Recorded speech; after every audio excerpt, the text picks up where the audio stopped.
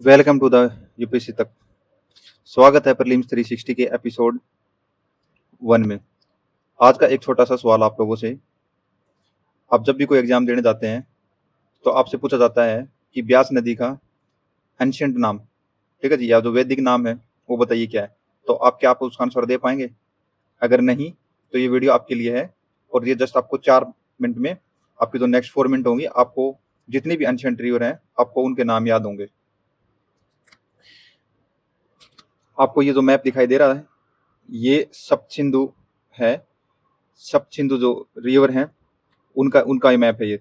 दोस्तों, सप्त का अर्थ होता है मतलब कि सेवन, सेवन मतलब कि सात, और सिंधु, सिंधु का मतलब होता है रिवर, मतलब कि जो 7 नदियों का जो एरिया होता है उसको बोला जाता है दोस्तों क्या? सप्त सिंधु। और दोस्तों जो सप्त सिंधु है ये कैसे मतलब फॉलो जो करती हैं, ये बहती हैं कहाँ से कहाँ? ये बहती हैं पश्चिम से पूर्व। कहाँ से पश्चिम से पूर्व? West to east. कहाँ फॉलो करती हैं ये? वेस्ट टू ईस्ट में क्या करती हैं? बहती हैं ये।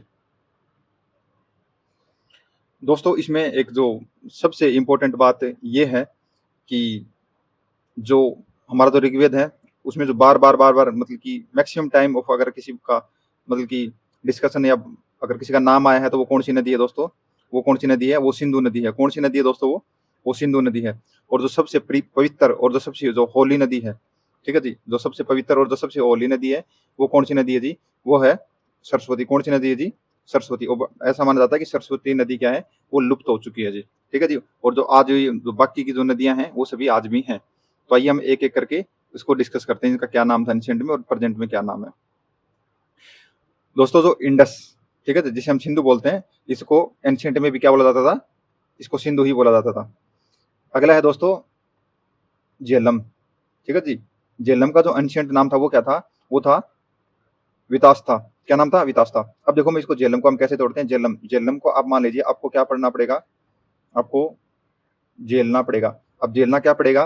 वित्त, वित्त होता है कि धन। क्या होता है? वित्त क्या होता है? धन। वित्त क्या होता है? धन। और धन का अगर आपको नुकसान होगा तो आपको क्या हो जाएगा दोस्तों? झेलना ही पड़ेगा। धन का अगर आपको नुकसान होगा तो क्या हो जाएगा? झेलना ही पड़ेगा। तो आप इसको अपने एक पेज पेन ले लीजिए, इसको ऐसे लिखते चलिए जैसे मैं आपको बोल रहा हूँ। फिर है दोस्तों अगला है चेनाब। चेनाब की जो एंशिएंट नाम है उसका क्या नाम है? उसका नाम है एस्किनी। क्या नाम दोस्तों उसको? एस्किनी। क्या नाम उसका? एस्किनी। क्या नाम है दोस्तों उसको? एस्किनी, चेनाब का। अब चेनाब से आप रिलेट करो क्या? चाइना, ठीक है जी। और एक्सनी से आप रिलेट करो क्या? आस्की। क्या? आस्की। दोस्तों सॉरी फॉर दैट, मतलब इनके लिए, पर ठीक है जो भी है ये मेरे निमोनिक्स हैं। क्या है? आस्की। तो हम बोलेंगे कि चीन से भारत को ज्यादा आस्की नहीं करनी चाहिए, ठीक है जी। चीन से भारत को ज्यादा आस्की नहीं करनी चाहिए क्योंकि वो हमेशा धोखा ही देता है।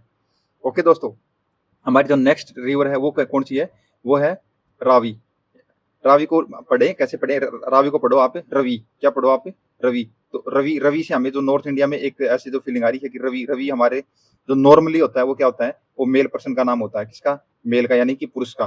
तो रवि, और ये क्या है? पुरुषनी। क्या नाम है? पुरुषनी। तो रवि को हम किससे कनेक्ट करेंगे? पुरुष से कनेक्ट करेंगे दोस्तों। हमारी जो अगली रिवर है वो क्या है दोस्तों? वो है ब्यास, ठीक है, ब्यास। और ब्यास को हम किससे कनेक्ट करेंगे? विपाशा से। आपको पता है दोस्तों, ब्यास को कनेक्ट करो व्यास से। व्यास को किससे कनेक्ट करो? व्यास से। और व्यास ने क्या किया था? हमारी महाभारत, जो व्यास ऋषि हैं उन्होंने हमारी क्या लिखी थी? महाभारत। क्या लिखी थी? हमारी महाभारत, ठीक है दोस्तों। अब ये देखो, जो ऋषि होते हैं, ऋषि होते हैं, ऋषि के पास में सब बैठना चाहते हैं। तो ये पासा देखो, पासा। तो ऋषि के पास में सब बैठना चाहेंगे, ठीक है जी। व्यास ऋषि के पास में क्या? सब बैठना चाहेंगे, ठीक है जी। अगली हमारी जो नदी क्या है? सतलुज। जो हमारी जो सतलुज नदी है जी उसको क्या बोला जाता था एंशिएंट में?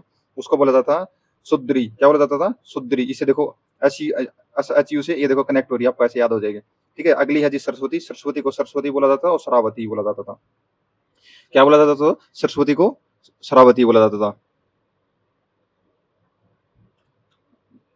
अब दोस्तों है आज के क्वेश्चन की बारी। दोस्तों आज का जो क्वेश्चन है, आप ये बताइए, जो ऋग्वेद में जो झेलम नदी है उसको किस नाम से जाना जाता था?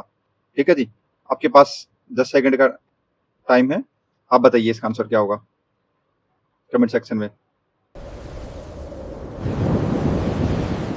अब देखो दोस्तों, अभी हमने पढ़ा था, मैं आपको आंसर बता देता हूँ। जो झेलम रिवर है, ठीक है जी, झेलम, झेलम को हमको क्या करना पड़ेगा जी?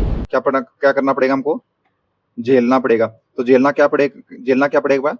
आपको मैंने बताया था क्या? धन, ठीक है जी। धन, धन का लॉस होगा, नुकसान होगा, तो ये पुरुषणी, तो ये किसका नाम है? बताइए बताइए, ये किसका नाम हो गया? ये नाम हो गया रवि का।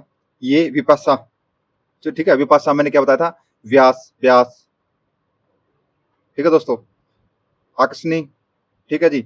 और ये विताशा, इसका आंसर क्या हो जाएगा? विताशा। आप मुझे बताइए जो आकर्षणी, मैंने आपको एक आस्क की वाली ट्रिक बताई थी, ठीक है जी, तो आज इसका प्रेजेंट में क्या नाम है? आप इसका तो कमेंट सेक्शन आंसर करके बता सकते हो।